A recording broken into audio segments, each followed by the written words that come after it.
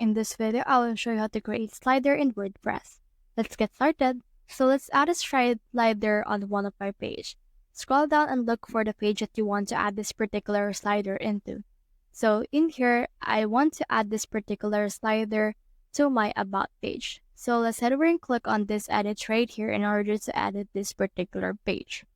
Once we have done that, it will show us the block editor of our actual WordPress site.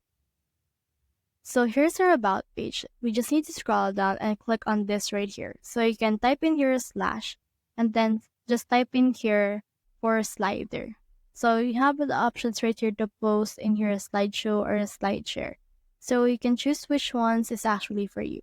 So for me, I'll choose slideshow and I can actually just select images that I want to use for this particular slider. So I'll head over and add these pages right here in order to add them. Click on this Create New Gallery, click on Insert Gallery, and as you can see, I have now this particular slider. When I click on this slide share option, I should be able to see it.